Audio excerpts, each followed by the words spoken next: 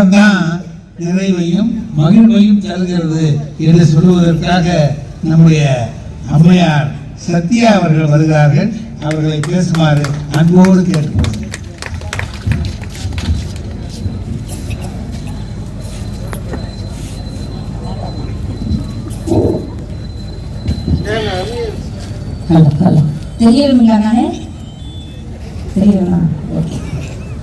குன்றத்திலே குமரனுக்கு கொண்டாட்டம், அங்கே குவிந்ததம்மா பெண்கள் எல்லாம் கொண்டாட்டம் கொண்டாட்டம். குன்றத்திலே குமரனுக்கு கொண்டாட்டம், தெய்வ யானை திருமணமா திருப்பரங்குன்றம், தெய்வ யானை திருமணமா திருப்பரங்குன்றம்.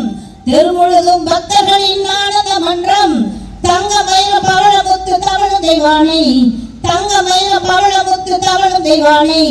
தாங்கிக் கொண்டாள் வாங்கிக் கொண்டாள் முருக பெம்மானை, தாங்கிக் கொண்டாள் வாங்கிக் கொண்டாள் முருக பெம்மானை. உருகி சொல்லுங்கள் முருகனின் பேரை, நெருங்கி செல்லுங்கள் குமரனின் ஊரை. உருகி சொல்லுங்கள் முருகனின் பேரை, நெருங்கி செல்லுங்கள் குமரனின் ஊரை. வேல் முருகா வெற்றி வேல் முருகா, வேல் முருகா வெற்றி வேல் முருகா. கந்தனுக்கு அரோகரா, முருகனுக்கு அரோகரா, எங்களனுக்கு அரோகரா, எதிரனுக்கு கோவிந்தா கோவிந்தா. வள்ளுவன் வாக்கிலே பிறந்து கம்பன் கைகளிலே தவழ்ந்து கண்ணதாசனின் காதலியாய் விண்ணுக்குள் நுழையாய் மண்ணுக்குள் நீராய் எனக்குள் நீயாய் உனக்குள் நானாய் நமக்குள் நாமாய் வித்தாக பிறந்திட்ட சத்தான தமிழுக்கு இந்த கொங்கு தமிழச்சியின் கோடான கோடி வணக்கங்கள். நல்லா கை தட்டுங்க. தமிழுக்கு வணக்கம்னா நம்ம மக்கள் நல்லா கை தட்டுவாங்க. நல்லா கை தட்டுங்க. உண்மையாவே நடுவில் ஒரு 2 வார்த்தை பாராட்டிட்டு இந்த பட்டிமன்றத்துக்குள்ள போலாங்க. யாப்புடைத்த கவிதை அணை உடைத்த காவிரி, யாப்புடைத்த கவிதை அணை உடைத்த காவிரி, முரட்டு தோல் வைத்த பலாச்சுளை திருவாரூர் தந்த திருத்தேராக அமர்ந்திருக்கக்கூடிய எங்கள் நடுவர் பெருமானுக்கு மிக்க நன்றியை தெரிவித்துக் கொண்டு, உங்களை சந்திக்க எங்களுக்கும் உங்களுக்கும் பாடமாக இருந்த எங்களது அரசு அண்ணனையும் ஒரு வணங்குதல் மூலம் நன்றியை தெரிவித்துக் கொண்டு, ரசிக பெருமக்களாகிய உங்களுக்கும் நன்றியை தெரிவித்து நேரடியா நான் விஷயத்துக்கு வந்துடுறேங்க. மன நிம்மதியை நிறைவு தருவது அந்த காலமா இந்த காலமான ஒரு ஜுஜுபி கேள்வி கேட்டிருக்கீங்க. அதுக்கு வந்து 2 பேரும் அந்த ஆட்டம் ஆடிட்டு போய் உட்கார்ந்துருக்காங்க. அதுலயும் முன்னால ஒரு மனுஷன் வந்தா இருப்பாங்க. இவருனால எனக்கும் முருகனுக்கும் சண்டை வந்துருச்சுங்க. நிஜமா நடுவர்களே, பழனி மலையில ஒரு பட்டிமன்றங்க, பட்டிமன்றம் மழை வந்து கேன்சல் ஆகிற மாதிரி ஒரு சூழ்நிலை வந்தது. நான் உடனே முருகன்கிட்ட போய் நின்றுட்டு, முருகா இந்த நிகழ்ச்சி இன்னைக்கு மழை வராம நிறுத்தி மழையை நிறுத்தி எங்க நிகழ்ச்சியை நடத்திட்டீங்கன்னா எங்க அரசாங்கத்துக்கு உனக்கு மொட்டை போட வைக்கிறேன்னு சொல்லி கேட்டுங்க. முருகன் கோவம் வந்துச்சு, வேகத்துக்கு வெளியிட்டாரு. மொட்டை போடுறது அங்க என்ன இருக்கு, நீ அவரை கூப்பிட்டு மொட்டை போட சொல்றேன்னு கோவிச்சுட்டாரு முருகரு. அந்த மாதிரி அண்ணன் இவரு வந்ததுல இருந்து எங்களை குறை சொல்லிட்டே இருந்தாருங்க பாஸ்கரனே. நடுவர்களே, இந்த காலம்ங்கிறது எவ்வளவு சந்தோஷமான காலம் இருக்கிறத பார்த்தா எனக்கு பக்தியை நாங்க வளர்க்கலையும் அண்ணன் வந்து குறை சொல்லிட்டு போனாரு. இந்த காலத்திலையும் பக்தி வளர்ந்து கொண்டு இருப்பதால் தான் வருடா வருடம் தைப்பூச திருவிழாவுக்காக அத்தனை பக்தர்களும் ஒன்று கூடி அதில் பட்டிமன்றம் என்ற ஒரு நிகழ்வை நடத்தி நம்ம எல்லாம் சந்திக்க வைத்துக் கொண்டிருக்கிறார்கள் என்றால் பக்தி வளர்ந்து கொண்டுதான் இருக்குது. நடுவர்களே, பக்தி என்னைக்கு சதத்து வயசுல கைவிட்டு விடுங்க. நீங்க கைதிருந்தா தான் நான் பேசுறது உண்மை நினைக்கிறோம். நடுவர் நல்லா கைதிருக்க. என்ன எங்க வாழ்க்கையில என்னமோ இவங்க வாழ்க்கையெல்லாம் அப்படியே பெருசா இருந்தாம எங்க வாழ்க்கை நாங்கெல்லாம் குப்பை போட்டோமாமா. ஏங்க கல்யாண வாழ்க்கைங்கிறதே வந்து அந்த காலத்துல விட இந்த காலத்துல நல்லா இருக்கு. இப்ப அந்த காலத்துல சொன்னாங்கல்ல, பொண்ணு புள்ள அன்னைக்கு இப்படியே உட்காந்துருக்குமாமா, 4 பேர் 5 பேர் அழுதுட்டு அப்புறம் கூட்டிட்டு போய் மாட்டு வண்டியில உட்கார வைப்பாங்களாமா, கூட்டிட்டு போவாங்களாமா. இந்த காலம் ஓடி போய் உட்காந்துக்கலாமா. ஏங்க நிதர்சனமான உண்மையை நினைச்சு பாருங்க. இப்போ அன்னைக்கெல்லாம் வந்து அது யாரா இருந்தாலும் சரி, அது ஒல்லியா இருந்தாலும் சரி, குண்டா இருந்தாலும் சரி, தொப்பையோட இருந்தாலும் சரி, சொட்டையா இருந்தாலும் சரி, மொட்டையா இருந்தாலும் சரி, யார கை காமிச்சாலுமே நிமிந்து கூட பார்க்காமயே கல்யாணம் பண்ணாங்க. கல்யாணம் பண்ணி போட்டு புருஷன் முடிக்க வெளியும் சொல்ல முடியாது, புறம் வந்துருச்சு வெளியும் சொல்ல முடியாது. கஷ்டமா இவங்க கூடயே வாழணும்னு வாழ்க்கை சகிச்சுக்கிட்டு வாழ்ந்தாங்க அந்த காலத்துல. நம்ம பாட்டிமார்களை கேட்டா தெரியும். ஆனா இந்த காலத்துல நாங்கெல்லாம் பொண்ணு பார்க்க வரும்போது மாப்பிள்ளை எப்படி இருக்கிறான்னு எட்டி பார்ப்போம், ஜன்னல் வழியில் பார்ப்போம் இல்லைங்க. நானும் அப்படித்தான் பார்த்தனுங்க. ஊதுபத்தி குத்தி வைக்கிற ஸ்டாண்ட் மாதிரி வந்தாருங்க. நான் கொஞ்சம் குஷ்கு மாதிரி இருக்கிறேன், சும்மா நானே சொல்லிக்கிறேங்க. அவர் ஊதுபத்தி ஸ்டாண்ட் மாதிரி வந்தார். இருந்தாலும் நான் மனசு உள்ள நாம போய் நல்லா சாப்பாடு போட்டு அவரை குண்டு வழி போடுவோம் அப்படின்னு நினைச்சிட்டு நானும் கல்யாணம் பண்ணிட்டுங்க. கல்யாணம் பண்ணி ஒரு நாள் வெள்ளிக்கிழமை நாளுக்கு தலைக்கு ஷாம்பு போட்டு குளிச்சுட்டு ஃபேன் போட்டு தலையை காய வச்சுக்கிட்டு இருந்தாங்க. தலையை காய வச்சுட்டு இருக்கும்போது மாமா உள்ள என்டர் ஆயிட்டாரு. இப்ப எனக்கு என்ன தோணுச்சு, மாமா முக்கியமான்னு யோசிச்சு பார்த்துருங்க.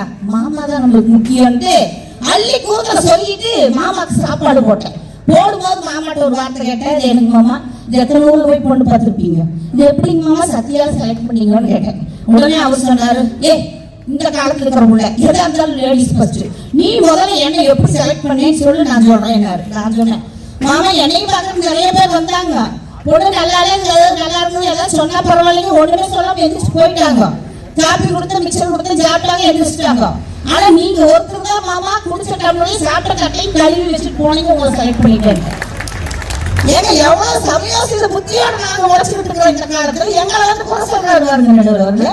நான் மாமா கிட்ட கேட்டுங்க, ஏனுங்க மாமா நீங்க செலக்ட் பண்ணது எப்படின்னு சொல்லுங்க மாமா. அவர் உடனே சொன்னார், உன் அடையாளம் இடையாளம் இடையாளம் முன்னாளம் பின்னாலும் இந்த கூந்தலை பார்த்து மயங்கி இருக்காருன்னா ஆள் எப்படி பண்ணி வச்சு பாருங்க. அவர் அழகெல்லாம் வர்ணிக்கிறது வார்த்தையே இல்லை. ஏன்னா அந்த காலத்துல புருஷன் நிமிர்ந்து கூட பார்க்க மாட்டாங்க. ஆனா இந்த காலத்துல எங்க கணவன் மகள் நாங்க நிமிர்ந்து பார்த்து அவர் அழகா அப்படி வர்ணிப்போம் நடுவது. ஏன்னா அவர் வர்ணிக்கிறது வார்த்தையில. நீங்க தப்பா நினைக்கிறேன்னு சொல்றீங்க, நீங்க நல்ல கலரா இருக்கீங்கன்னு மட்டும் நினைச்சுக்காதீங்க. என் மாமா கலருக்கு முன்னால நீங்க கலரே இல்லைங்க. நிஜமா நடுவர்கள் அப்படி ஒரு கலருங்க, சுண்டுனா ரத்தம் வருவாங்க, அப்படி ஒரு கலருங்க. உதாரணத்துக்கு சொல்லுனே, பனைமரம் பார்த்துருக்கீங்க, பனைமரம் அது சும்மா வரும்போது கருப்பா தான் இருக்கு, மழை நேரம் அந்த பனைமரத்தை பாருங்க பயங்கரமான கருப்புல இருக்கும். அப்படி ஒரு கலருங்க மாமே. எங்க பக்கத்துல பார்வை எங்க வந்து என்கிட்ட கேட்டுச்சு, அது சத்தியா நீ நல்லா தான் இருக்கிற, இடத்துக்கு கருவை கட்டிக்கிட்டேன்னு. நான் சொன்னேன், சும்மா இருக்குக்கா, உங்களுக்கு எல்லாம் மாசத்துல ஒரு நாள் தான் அமாவாசை, எனக்கு மாசம் முழுசும் அமாவாசைங்க. சந்தோஷமா போகுதுங்க வாழ்க்கை, ரசிக்கணுங்க வாழ்க்கை, ரசிச்சு பழகணுங்க, அப்பதான் வாழ்க்கை நல்லா இருக்கு. ஹைட் அவ்வளவு ஹைட்டுங்க, ஹைட் எல்லாம் வேலை மொத்தம் கோயம்புத்தூர்ல இருந்து நாங்க வந்துருக்கிறோம். இப்ப கோயம்புத்தூர்ல சத்தியராஜ் நினைச்சு பாருங்க, ஹைட் எப்படி இருப்பாருங்க, ஒரு 6 அடி உயரம். மாமா அவரை விட உயரமுங்க. டிவிஎஸ் 50 ஏறி உட்கார்லாம் காலத்துக்கு போடுவாரு, கால் எட்டாது. அப்படி ஒரு ஹைட்டுங்க மனுஷன். கோயம்புத்தூருக்குள்ள போய் சொல்ல மாட்டோம், உண்மைக்கு பேசுவாங்க. நான் அவரை பார்த்துதான் மாமா அப்படின்னு, அவர் என்னை பார்த்து சத்தியா அப்படின்னு பாருங்க. அந்த மாதிரி எனக்கு இருக்கு. அப்படி ஒரு மனுஷன். ஆனா என்ன கல்யாணம் பண்ற வரைக்கும் பாருங்க, ஒரு கூட்டம் பண்ணினா யாருக்கிட்டையும் பேச மாட்டாங்க. அப்பப்ப இந்த பாஸ்கரன் கிட்ட மட்டும் போன் பண்ணி பேசுவாருங்க, வேற யாருக்கிட்டையுமே பேச மாட்டாங்க. எனக்கு கல்யாணத்துக்குமா அண்ணன் தான் கல்யாணம் பண்ணி வச்சாருங்க, பாஸ்கரன் தான் கல்யாணம் பண்ணி வச்சாரு. என்ன ஒரு வருத்தங்க, எனக்கு கல்யாணம் பண்ணி வச்சாரு, என் கல்யாணத்துக்கு வந்தாரு, என் கல்யாணத்துல 5 தடவை சாப்பிட்டாருங்க, ஒரு 5 நிமிஷம் முடிவிக்கல. ஆமாங்க, முடிவிக்கல திரும்பி போயிட்டாருங்க. அப்படிப்பட்ட மனுஷன். அந்த காலத்துல இப்படித்தான் இருந்தாங்க, போனோமா தின்னமா வந்தோமான்னு வந்துருவாங்க. இந்த காலத்துல கிஃப்ட் இல்லாம நம்ம கல்யாணத்துக்கு போறது இல்லை. நினைச்சு பாருங்கன்னா, நாம அவ்வளவு சந்தோஷமா வாழ்ந்துட்டு இருக்கிறோம். என்ற மாமனெல்லாம் அப்படி அது வரைக்கும் வெறும் பழனிசாமிங்க, அவர் பேர் பழனிசாமிங்க, வெறும் பழனிசாமி தாங்க. யார் வந்தாலும் பழனிசாமி நல்லா கண்ணுங்க அப்படின்னு போயிடுவாரு. என்ன கல்யாணம் பண்ணாரு இந்த காலத்துக்குள்ள, சத்தியால கல்யாணம் பண்ணோட கவிஞர் பழனிசாமியா மாறிட்டாருங்க. வர்ணிப்பு அப்படி ஒரு வர்ணிப்புங்க, வர்ணிக்கிறாருங்க. மூக்கு செஞ்ச மண்ணு அது மூணாறு, பட்டு கண்ணம் செஞ்ச மண்ணு அது பொன்னூறு, காது செஞ்ச மண்ணு அது மேலூரு, அவ உதடு செஞ்ச மண்ணு மட்டும் தேனூரு, கருப்பு கூந்த செஞ்சது கரிசல் பட்டி மண்ணுங்க, தங்க கழுத்து செஞ்சது சங்ககிரி மண்ணுங்க, வயலகு செஞ்சதெல்லாம் வைகையாத்து மண்ணுங்க, பல்லழகு செஞ்சது முல்லையூர் மண்ணுங்க, நெத்திக்கு மண்ணெடுக்க சுத்தி சுத்தி வந்தேங்க, நெத்திக்கு மண்ணெடுக்க சுத்தி சுத்தி வந்தேங்க, நிலாவில் மண்ணெடுத்து நெத்தி செஞ்சேன் பாருங்க, தந்தானே தந்தானே தந்தான குயிலே, தானே தந்தானே தந்தானே என்னோட மயிலே. எவ்வளவு ரசனைங்க கல்யாணத்துல. இந்த ரசனை அந்த காலத்துல இருந்தா பாடிக்க 16 உள்ள பெற்றோம். அண்ணன் வந்து சொன்னாரு, வருஷம் 12 இருந்தாங்க எங்க ஊர்ல, நாங்கதான் பெரிய குடும்பம் அப்படின்னாரு. உள்ள பெற்றத சாதனையா நினைச்சவங்க அந்த காலத்துல. நாங்க அப்படியெல்லாம் நினைக்க மாட்டோம். எங்க காலத்துல சாதனை என்ன நினைப்பு தெரியுங்களா, பெற்றவங்களுக்கு என்ன நல்லது செஞ்சிருக்கிறோம், கூட பிறந்தவங்களுக்கு என்ன நல்லது செஞ்சிருக்கிறோம், இந்த சமுதாயத்துக்கு என்ன நல்லது செஞ்சிருக்கிறோம் நினைக்கிறதாங்க இந்த காலம். ஏன்னா எங்க கோயம்புத்தூர் பக்கத்துல குறும்பவாயம் ஒரு இடம் இருக்குங்க, அங்க ஒரு பள்ளிக்கூடத்துல இந்த மாதிரி பட்டிமன்றம் பேசிட்டு கீழே இறங்கினாங்க. இறங்கும் போது தேசிய கீழே போட்டுட்டாங்க, நாங்கெல்லாம் அப்படியே நின்றுட்டோம். ஒரு கையை மட்டும் எதிர்த்து நிக்கிறீங்க, அப்படியே உட்கார்ந்துட்டு இருந்தான். அழுதுகிட்டே உட்காந்துருந்தான். நான் தேசிய கீதம் முடிஞ்சதுக்கு அப்புறம் அவங்ககிட்ட போய் ஏடா அழுகிற எந்திரிடா அப்படின்னு கையை பிடிச்சி தூக்குனாங்க. அவனால எந்திரிச்சு நிற்க முடியல, கால் ரெண்டும் ஊனம். சரி இதுக்குதான் இவன் அழுகிறான்னு ஏன் தங்க ஊனமா பிறந்துட்டுமே நினைச்சு நீ அழுகிறையான்னு கேட்டா இல்லைங்கானா. சரி இது காரணம் பெற்றவங்க அதை நினைச்சு நீ அழுகிறையாடான்னு கேட்டா இல்லைங்கானா.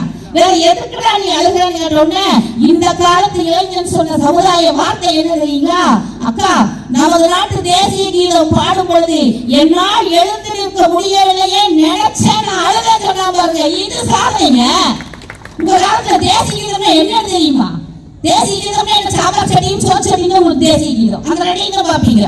ஆனா நாங்க அப்படி பார்க்கல. நாங்க சமுதாயத்தை சிந்திச்சு பார்த்தோம். எழுதுறவர்களே ஒண்ணுமே நாங்க தாளாட்டு இவங்க காலத்துல தாளாட்டு பாடினாங்களாமா, குழந்தை ஆணு வாய்ப்புறந்து தூங்கிச்சாமா. எங்க காலத்துல நாங்க தாளாட்டெல்லாம் பாட வேண்டியது கிடையாதுங்க.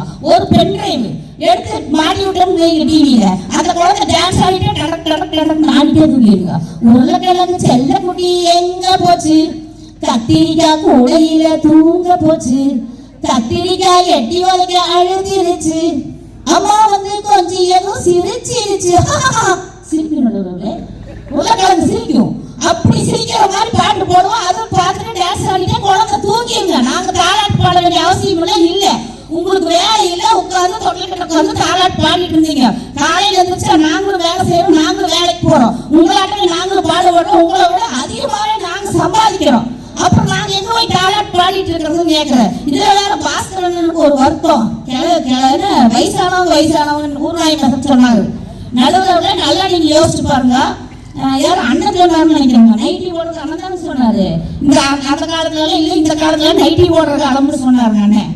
எனக்கு நான் நைட்டி போடுறேங்க. நான் இந்த காலத்துக்குள்ள நான் நைட்டி போடுறேன். இதுல என்ன வருத்தம் இருக்குது? என்ற மாமியாளுங்க என்ற ரூசுங்கிட்ட போய் ஏண்டா உனக்கு முன்னாடி நைட்டி வாங்கி தெரியா, எனக்கு வாங்கி தர மாட்டேன்னு கேட்டுச்சுங்க. இதுக்கு இடத்துக்கு வேண்டாத வேலைங்க. ஏன்னா சொல்லி இவர் பார்த்தாரு, சரி இது வாங்கி கொடுக்கலன்னு சண்டை போட்டு வீட்டில் 2 மணி போட்டு வாங்கி கொடுத்தலான்னு ஒரு நைட்டி வாங்கிட்டு வந்து வெள்ளை கலர்ந்து கொடுத்துட்டாரு. சரி வயசானம்மா எங்க மாமனார் இறையில இது அந்த காலத்துல என்ன பண்ணுவாங்க, கணவர் இறந்துட்டா உடனே வெள்ளை செய்ய கொடுத்து மூளையில உட்காந்துருவாங்க. அதனால இது கலர் நைட்டி எடுத்து வந்தா போடாதுன்னு வெள்ளை நைட்டி எடுத்து வந்து கொடுத்துட்டாங்க. இது வெள்ளை நைட்டி வாங்கிட்டு ரூம்குள்ள போயிடுச்சுங்க.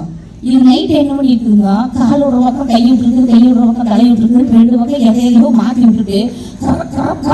இழுத்துட்டு கதவை திறந்து வந்து வெளியே நின்று இருக்குதுங்க. பக்கத்து வீட்டு பையன் செகண்ட் ஷோ போயிட்டு வந்துருக்கான்.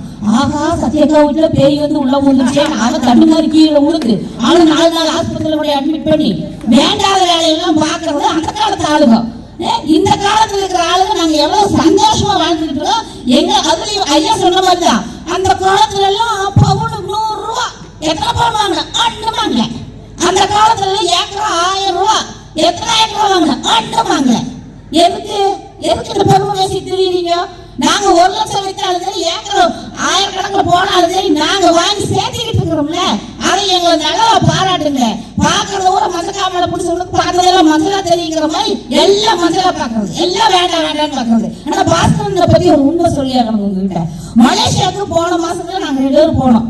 அரசனை தான் அனுப்பிச்சுட்டாரு, அவர் வரலாம். நானும் அவனை பாஸ்கரனும் போனோம். போயிட்டு 2 பேரும் ஒரு ஸ்டாண்டப் காமெடி முடிச்சுட்டு திரும்பி வந்தோங்க. திரும்பி வரும்போது மலேசியால இருந்து திரும்பி இலங்கை வழியில திரும்பி வந்தோம். அப்ப ஸ்ரீலங்கால நின்னோடனே ஸ்ரீலங்கா ஏர்போர்ட்ல இருந்து நாங்க சென்னை வர பிளைட் ஏறுறோம். பிளைட் ஏறும் உள்ள போறோம். இப்ப நாம இங்க திருச்சியில இருந்தாவோ சென்னையில இருந்தாவோ அந்த ஏர் ஹோஸ்டஸ் அந்த விமான பணிப்பெண்கள் நம்மளை பார்த்தோன்னே வருக வாங்க வெல்கம் அப்படிம்பாங்க.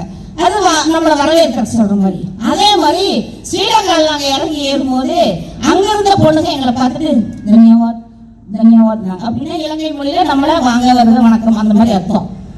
நான் அந்த பொண்ணு சொல்லிச்சு, நான் முன்னால போயிட்டேங்க. இவரு அந்த பொண்ணு முன்னாலேயே போயிட்டு இருக்காருங்க.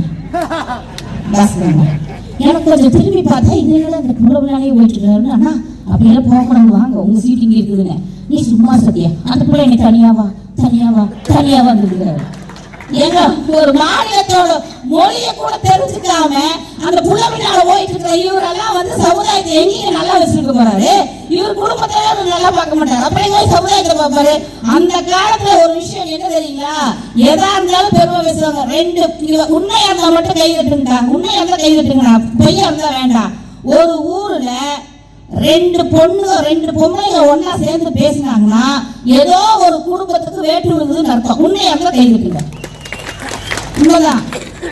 ஒரு ஊர்ல ரெண்டு கிளையில ஒண்ணா உட்கார்ந்து பேசினா ஊரே ரெண்டா போக போகுதுன்னு அர்த்தம். பாத்தீங்களா? ஏன் தெரியுங்களா?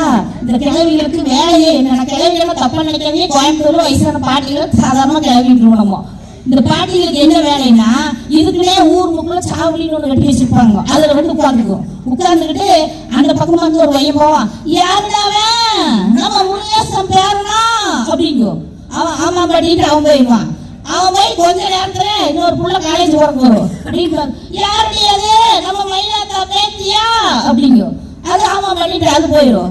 இந்த முருகேசன் பேரனும் மயிலாத்தா போய் அவன் வேலைக்கு போவான், இந்த புள்ள காலேஜ் போவோம். அவங்க போன அரை மணி நேரத்துல இந்த கிழவி ரெண்டு இங்க பார்த்து அந்த 2 வருஷத்துக்கு கல்யாணம் பண்ணி வச்சிரும். ஆமாங்க, கல்யாணம் பண்ணி வச்சிருங்க. இதுதான் வேலை. ஊர் நாயம் பேசுறது இதுக்கு வேலை. ஆனா எங்களுக்கு அதுக்கு நேரம் இல்லை நடுவர்களே. காலையில எழுந்திரிச்ச மாமனார் மாமியாரை பார்க்கணும், குழந்தைனார் குழந்தைகளை பார்க்கணும், பெத்த குழந்தைகளை பார்க்கணும், கட்டில புருஷனை பார்க்கணும். அதுக்கு மேல ஊர் தலைவிகளா இருந்தா ஊர் நியாயத்தையும் பார்க்கணும். இத்தனை விஷயங்கள் இன்னைக்கு கையில் எடுத்து நாங்கள் ஜெயித்துக் கொண்டிருக்கிறோம் என்றால் இந்த காலம் மன நிறைவு மன நிம்மதி தந்துகிட்டு இருக்கு நடுவர்களே. ஆனா எங்க மாமியார் எல்லாம் சாதாரண ஆள் நினைச்சுக்காதீங்க. அந்த காலத்து மாமியார் எப்ப பார்த்தாலும் என்னை திட்டிக்கிட்டே இருக்குங்க. ஆமா, காலையில எந்திரிக்கிறோம், மேக்கப்ப போடுறா, பேக்க மாட்டுறா, கார் வருது கூட்டிட்டு போகுது, திரும்பி வந்து கார் விடுது, வீட்டுக்குள்ள வர்றா, தூங்குறா, இதே பொழப்பு. நல்லா கை தட்டுங்களா? 200 நாய் தானே அப்படின்னு திட்டிகிட்டே இருந்துங்க. ஆனா இத்தனை திட்டையும் வாங்கிட்டு நடுவில் நான் அழுகவே இல்லைங்க. அழுகவே இல்லை. நீங்க சாதாரண ஆள் நினைச்சுக்காது. ஏன் அழுவேன்? அழுத மேக்கப் பழஞ்சு போயிடும். அழுகைங்க நான் சத்தியமா அழுகாம எங்க மாமியார் அப்படி நிமிர்ந்து பார்த்தேன். சும்மா சம்பாதிக்கிறேன் போயிட்டே இருக்கிறான்னு. இப்போ எனக்கு கிளிக் ஆச்சு. ஓ, இந்த கிழவி பணத்துக்கு அடி போடுதுன்னு நான் பார்த்தேன். அத்தை, நான் இனிமேல் எந்த நிகழ்ச்சி போனாலும் சரி உங்களுக்கு 250 ரூபா கொடுத்துட்றேன். உடனே கிளம்பி சரின்னு தூக்கிட்டு போ, பட்டிமன்றம் போகலையா? கிளம்பு கிளம்பு கிளம்பு. நிகழ்ச்சியே இல்லைனாலும் என்னை வீட்டுக்கு கிளப்பி விட்டுருங்க. நான் ரோட்ல பஸ் ஸ்டாண்ட் உட்காந்து வீட்டுக்கு போக வேண்டியது இருக்குது. ஒரு நாள் 4 நாள் நிகழ்ச்சிங்க முடிச்சுட்டு வீட்டுக்கு போறேங்க. மாடியில லைட் எரிஞ்சிட்டு அதை கவனிக்கல, மறந்து விட்டுருப்பாங்க லைட் எரிஞ்சுட்டு. கதவை இப்படி திறக்கலான்னு கை வச்சுங்க. திறந்துதான் இருக்குது வா அப்படின்னு. இந்த அம்மா 4 நாள் போயிருக்கா, 1000 ரூபாய் கிடைக்கிட்டு தூங்காம வெளி கொண்டிருக்குங்க. மேல போட்டிருக்குது. நான் பார்த்துக்கிட்டு சரி கதவை திறந்து இப்படி உள்ள போன பாருங்க. 1000 ரூபாய் நிலப்பிலேயே படிக்கட்டு இறங்கி வந்துச்சுங்க மாமியார். 3 படிக்கட்டு இறங்கி 4வது படிக்கட்டுல கால் வைக்கிறது பதில் 5வது படிக்கட்டுல கால் வச்சுச்சுங்க. உருண்டு வருதுங்க. சென்னிமலை முருகனாண்டவர் சன்னதியில தைப்பூச விழாவில் நான் பேச வந்திருக்கிறேன். அந்த முருகனோட பேரவே தன் பேரா வச்சிருக்கிற சண்முக வடிவேலையா தலைமையில நான் பேச வந்திருக்கிறேன். எனக்கு எவ்வளவு சமுதாய சிந்தனை இருக்கும். ஒரு 24 வருஷம் ஒரு மனுஷனை வளர்த்தி வாலிபம் பண்ணி நம்மளுக்கு கல்யாணம் பண்ணி வச்சிருக்குது. அந்த அம்மா உருண்டு வரும்போது நம்ம சும்மா இருக்கலாமான்னு நான் கீழே நின்று சொல்ல பாருங்க. உருண்டு வந்தே காலில் வந்துருச்சுங்க. அப்போ நான் கம்முன்னு விடலைங்க. உருண்டு வந்துருச்சு. டக்குன்னு அழகா தூக்கி மலாக்கா ஆட்டாக்குள்ள ஓட்டு கூட்டிட்டு போயிட்டு டாக்டர் எங்க அத்தை உருண்டு வந்துருச்சு என்னன்னு பாருங்க அப்படின்னு டாக்டர் வந்தார். என்னை பார்த்தேன் சத்யா அப்படின்னாரு. இதனால டாக்டர் இப்படிங்கிறாருன்ட்டு நான் டாக்டர் பார்த்து டாக்டர் இப்படிங்க ஏன்னா அவசரத்தை நம்ம திருப்பி செய்யணும்ல அப்படின்னு. இப்ப டாக்டர் என் பக்கம் வந்தார். வந்துட்டு என்னங்க டாக்டர்? ஒண்ணு இல்ல, உங்க மாமியாருக்கு சிறுநாக்கு வளர்ந்துருக்கு. அந்த கிருல வழியில தான் பணி மாத்தி இறங்கிட்டாங்க. சிறுநாக்க கட் பண்ணிட்டாங்க. எவ்வளவு ஆகணும்? 5000 ரூபாய். நாங்க நான் 50,000 தர்றேன். அந்த பெரிய நாக்கையும் மாத்தி கட் பண்ணிடுறாங்க. இப்ப வீட்டுக்குள்ள பிரச்சனையா இல்லாம இருக்கிறோம். ஆனா நடுவர்களே, நகைச்சுவைக்காக ஏதோ ஒன்று கூறினாலும் கூட உறவுகள் என்று பார்த்தால் இந்த காலத்தில் உறவுகளை பேணி காப்பதில் எங்களை போன்ற சிறந்த மக்களை நீங்க பார்க்க முடியாதுங்க.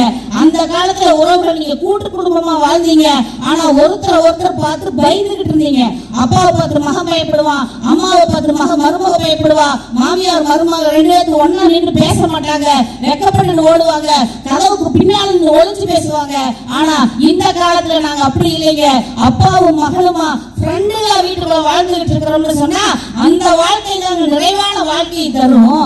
ஏன்னா ஒரு பொண்ணு கல்யாணத்துக்கு ரெடி ஆயிட்டா, அந்த காலத்துல ரெடி ஆனா அந்த பொண்ணுகிட்ட எந்த சம்மதம் கேட்க மாட்டாங்க. ஆனா இந்த காலத்துல கல்யாணத்துக்கு ரெடி ஆயிட்டா அப்பா போய் அந்த பிள்ளைகிட்ட கேட்கிறாரு, ஏமா கல்யாணத்துக்கெல்லாம் மாப்பிள்ளை வீட்டு வராங்க பாத்திரலாம் இல்லமா என்னமா எதுமான்னு கேட்டாரு. அந்த பிள்ளைங்க வைக்கப்பட்டுக்கிட்டு சரிங்கப்பா உங்க முடிவுதான் அப்படின்னு அந்த பிள்ளைங்க ஒத்துக்குச்சு. இந்த கல்யாணம் பேசிட்டாங்க. கல்யாணம் பேசும்போது அம்மா என்ன நினைக்கிறாங்க, அந்த மாப்பிள்ளை கலரா இருக்கிறாரா அப்படின்னு அந்த மாப்பிள்ளையை பாக்குறாங்க. அப்பா என்ன பாக்குறாரு, எந்த மாப்பிள்ளை வரும்போது தன் மகளோட கண்ணம் சிவக்கிறதுன்னு மகளோட கலரை பாக்குறாரு. அம்மா மாப்பிள்ளை கலரான்னு பாக்குறாங்க, அப்பா மகளோட கண்ணம் கலரான்னு அப்பா பாக்குறாருங்க. கல்யாணம் பேசிட்டாங்க, மாப்பிள்ளை பிடிச்சிட்டு சீலை எடுக்க போறாங்க. அங்க போய் ஜவுளி கடையில சீலை எடுக்கும் போது அம்மா சீலையோட விலைய தடவி தடவி பாக்குறாங்க. ஆனா எந்த சீலைய பார்க்கும் போது மக சிரிக்கிறான்னு மகளோட மனநிலையை பாக்குறாங்க. அப்பா இந்த காலத்து அப்பாங்க பாக்குறாருங்க. பார்த்துட்டு சேலையெல்லாம் எடுத்தாச்சு, வீட்டுக்கு வந்தாச்சு. அது வரைக்கும் ஊருக்கு நாட்பான மீசை அப்படியே முறுக்கிட்டு, டேய் என்ன வீட்டுல டேய் அது டேய் அந்த பெடல எடுத்துச்சியா, அந்த ஆட்டோ வந்துச்சா, அந்த கிரைண்டர்ல ஏத்துற விஷயத்து இதெல்லாம் கேட்டு சத்தம் போட்டுட்டு இருந்த மனுஷன் மக புகுந்த வீட்டுக்கு போறான்னு தெரிஞ்சுன பின்னாடி கொல்ல பக்கமா போயிடுவாருங்க. ஆனா அந்த காலத்துல அப்படி இருக்கல. இந்த காலத்துல கொல்ல பக்கமா அப்பா போயிடுவாரு. போனோன்னு மக தேடுவா. அது வரைக்கும் ஒரு ரிமோட் கொடுக்க மாட்டேன், ஒரு கம்மர் கட் கொடுக்க மாட்டேன்னு சண்டை போட்டிருப்பான் தம்பிக்காரனும் அண்ணங்காரனும். அவளுக்கு ஓடி வந்து அக்கா கையில பிடிச்சிட்டு அழுவானுங்க. அக்கா அவங்க அழுகையை பொருட்படுத்த மாட்டா. அவ கண்ணு அப்பாவை சுத்தி சுத்தி தேடி வருங்க. தேடி வந்து பாப்பா பின்னாடி நின்று வெளியே உள்ள வரமாட்டாரு. ஏன்னா மக வீட்டை விட்டு போறது அவங்களால தாங்க முடியாது. அடுத்த நிமிஷம் அம்மா கிட்ட கேட்பா, அம்மா அப்பா எங்கம்மா அப்படின்பா. உடனே அம்மா சொல்லுவாங்க, அப்பாவுக்கு நீ போறது மனசுக்கு சங்கடமா இருக்குன்னு பின்னால நிக்கிறாருமா. அம்மா சொல்லுவா அமைதியா, இல்லம்மா அப்பாவை பார்க்காம நான் போக மாட்டேன் அப்படின்னு கார்ல ஏற மாட்டேன் நின்றுட்டு இருக்கும் பிள்ளை. அப்பா அங்கிருந்து வருவாருங்க. கண்ணுல நீரை கதங்கி நிற்கும். நம்ம அழுதா எங்க நம்ம பொண்ணு அழுதுருவாளோன்ட்டு அழுகாம அங்க வந்து நின்று மகக்கிட்ட போக மாட்டாளுங்க, நேரா மருமகிட்ட போவாரு. அம்மா சொல்லுவா மகளை பார்த்து, டேய் கஷ்டப்பட்டு பவுன் போட்டுருக்கிறோம், பவுனெல்லாம் பத்திரமா இருக்கட்டும், பத்திரமா பார்த்துக்கோன்னு அம்மா சொல்லுவா. அப்பா நேரா மருமகிட்ட போய், மாப்பிள்ள என் மகளை பத்திரமா பார்த்துக்கீங்கன்னு சொல்லுவாரு. இதுதாங்க இந்த காலத்து அப்பா. உண்மையை அந்த கை கட்டுங்கண்ணா. அந்த காலத்துல இவ்வளவு விரிவா நீங்க மகனுக்கோ கல்யாணம் பண்ணும்போது உறவுகளை நீங்க பேணி காத்தீங்களா? பக்தியை நீங்க சொல்லுவோம் சொன்னீங்க. 63 நாயன்மார்களை நாம பார்த்ததில்லை. அந்த காலத்துல இருந்தாங்க, நாம பார்த்ததில்லை. ஆனா 64வது நாயன்மாராக நம்மிடையே வாழ்ந்து மறைந்தவர் கிருபானந்த வாரியார் சுவாமிகள் எழுதுவார்கள். அந்த கிருபானந்த வாரியார் சுவாமிகள் சொல்லுவாரு, நாம சிரிக்கிறது பெருசு இல்ல, எல்லாத்தையும் சிரிக்க வைக்கணும்னு சொல்லுவாருங்க. இடம் பார்த்து சிரிப்பவன் எத்தன், இடம் பார்த்து சிரிப்பவன் எத்தன், இடமறியாமல் சிரிப்பவன் கோமாளி, கண் பார்த்து சிரிப்பவன் காரியவாதி, கற்பனையில் சிரிப்பவன் கவிஞன், மோகத்தில் சிரிப்பவன் நெறியன், போகத்தில் சிரிப்பவன் பணக்காரன், தனக்குத்தானே சிரித்துக் கொள்பவன் பைத்தியகாரன். எவன் ஒருவன் தன் துன்பத்தை மறைத்து மற்றவர்களை சிரிக்க வைக்கிறானோ அவன் தான் உண்மையான சிரிப்பு சிரிக்கும் மனிதன் என்று சொன்னார். என்று சொன்னால் கிருபானந்த வாரியாரை இன்னைக்கும் நாம் நினைத்துக் கொண்டிருக்கிறோம் என்றால் பக்தி இருக்கிறவர்களே. பக்தி எப்படி இல்லாம போயிடுச்சு. உண்மையா சொல்றே, எந்த காலத்துல பாட தெரியாதவர்களுக்கு பாடுறதுக்கு பயம், ஆட தெரியாதவங்களுக்கு ஆடுறதுக்கு பயம், வாழ தெரியாதவங்களுக்கு தான் வாழ்றதுக்கு பயந்துகிட்டு இந்த மாதிரி மியூசிக் போட்டு தெரிவாங்க. ஆனா உண்மையை ரொம்ப பாராட்டும். பாஸ்கரங்க ஒரு நல்லா கை கட்டிங்க. எல்லா உடம்புக்குள்ளையும் ரத்தமும் சதையும் எலும்பும் இருக்கும். இவர் உடம்புக்குள்ள மட்டும்தான் மிருதம் இருக்கு, தமிழ் இருக்குது, நிறைய வாத்தியங்களை உள்ள வச்சு வாழ்ந்துட்டு இருக்காங்க. அப்படி அந்த காலத்துல ஒரு மருத்துவ வசதி, அந்த காலத்துல ஒரு பொட்டப்புள்ள பிறந்தா என்ன பண்ணீங்க? நீங்க பொட்டப்புள்ள பிறந்துட்டா உடனே கள்ளிப்பால் கொடுத்தீங்க. ஒரு நெல்லுமணியை கொடுத்து பெண் சிசு கொலைன்னு அன்னைக்கு பண்ணுவீங்க. பண்ணாங்களா? உண்மையில சொல்லுங்க, பண்ணாங்களா? அன்னைக்கு பொம்பளை புள்ள பிறந்துட்டா உடனே பெண் சிசு கொலை பண்ணாங்க. ஆனா இன்னைக்கு பொம்பளை புள்ள பிறந்துகிட்டா எங்க வீட்டுக்கு மகாலட்சுமி வளர்ந்துருக்கான்னு சொல்லி கைதட்டி 6 மணி ஸ்வீட் கொடுத்து கொண்டாடுற அப்பாவும் அம்மாவும் இருக்கக்கூடியதான் இந்த காலம் விடுவார்களே. அந்த காலத்துல நீங்க பெண் சிசு கொலை பண்ணீங்க. மருத்துவ வசதி முதல்ல போயிட்டு இருந்தா, மருத்துவ வசதி இருந்தா அன்னைக்கெல்லாம் செத்து போனா உடனே புதைச்சிட்டு வந்துருவீங்க. 3ஆம் நாள் காரியம் வரைக்கும் அது வரைக்கும் கூட கவனிக்க மாட்டீங்க. ஒரு 24 மணி நேரம் ஆயிட்டா அடுத்த கல்யாணத்துக்கு கிடையாது நீங்க. ஆனா இந்த காலத்துல உறுப்பு தானம்னு ஒரு விஷயம் இருக்கு. ஹிதேந்திரன் ஒரு பையன் இருந்தானுங்க, 12வது படிக்கிற பையன். சென்னையில டியூஷன் போயிட்டு போகும்போது இந்த ஸ்பீட் பிரேக்ல அந்த ஒயிட் பெயிண்ட் அடிக்காதனால அவன் கவனிக்காதனால அதுல பைக் ஸ்பீடா போய் மோதி மதிச்சோறு அடிச்சு இறந்துட்டான்னா மூளை வந்து சாப்பிடு. மூளை வந்து அப்படி இதாயிடுச்சு. மூளை செயல்பட்டாதான் நம்ம உடம்புல எல்லா பாகமும் செயல்படும். அப்ப அது கோமா சேர்த்து அவன் போயிட்டான். அவனை பெற்றவங்க 2 பேருமே டாக்டர்ஸ். அவங்க 2 பேரும் யோசிச்சு பாக்குறாங்க, நம்ம பையன் இனி கோமா சேர்த்துல இருந்து எப்ப மீண்டு வருவான்னு தெரியாது. எல்லா உறுப்புகளும் இயக்கமாகுறது அது நடைமுறைக்கு ஒத்து வராத விஷயம், மருத்துவர்களுக்கே சவால் விடுற விஷயம். அதனால நம்ம பையனோட உறுப்புகளை தானம் கொடுத்துடலாம்னு நினைச்சு பார்த்தாங்க. நினைச்சு பார்த்து தன்னுடைய மகன் ஹிதேந்திரன் உடம்பில் இருக்கக்கூடிய 11 உறுப்புகளை தானம் கொடுத்தார்கள்.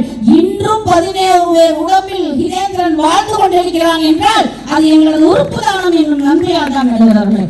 இவங்களுக்கு அந்த உறுப்பு தானம் என்னன்னு தெரியுமா? கண்தானம் ரத்த தானம் இவங்களுக்கு என்னன்னு தெரியுமா? வாட்ஸ்அப்பையும் ட்விட்டரையும் அவ்வளவு குறை சொல்றீங்களே, வாட்ஸ்அப்ல ஒரு விஷயம் ஒரு குரூப்ல போட்டு இந்த குரூப் பிளட் வேணும் அப்படின்னு சொன்னா வரிசையில் அத்தனை பேர் அந்த ஆஸ்பத்திரியில போய் நிக்கிறாங்க. அது வாட்ஸ்அப்னால மட்டும்தான் இன்னைக்கு நடக்குது. பேஸ்புக்ல பேஸே இல்லாம 2 பேரும் பழக்கமாகறாங்க. அவனுக்கு ஒண்ணுன்னா அவன் ஒரு வாட்ஸ்அப்ல அந்த பேஸ்புக்ல ஒரு லைன் தான் போடுறான், எங்க வீட்டுல இன்னைக்கு ஒரு துக்க காரியம்னு போடுறான். என்னமோ நம்ம வீட்டுல நடந்த மாதிரி அத்தனை பேர் அவனுக்கு ஆழ்ந்த இரங்கல் சொல்லி அவனோட துக்கத்தை பங்கெடுத்துக்கிறோமே. இதெல்லாம் எங்க காலத்தில் மட்டும்தான் நடந்து கொண்டிருக்கிறது. இவர்களது காலத்தில் இவர்களது துக்கமும் இவர்கள் வீட்டோடு சரி, இவர்களோட சந்தோஷமும் இவர்கள் வீட்டோடு சரி. ஆனால் சந்தோஷமாக இருந்தாலும் சரி, துக்கமாக இருந்தாலும் சரி, மற்றவர்கள் பகிர்ந்து வாழ்ந்து வருவது இந்த காலத்து வாழ்க்கை என்பதால் மன நிறைவும் நிம்மதியும் நிறைந்தது இந்த காலம்தான் என்று நீங்கள் தீர்ப்பு வழங்குவீர்கள் என்று நம்பி வாய்ப்பளித்த நல்ல நெஞ்சங்களுக்கு நன்றி பாராட்டி விடைபெறுகிறேன். நன்றி, வணக்கம்.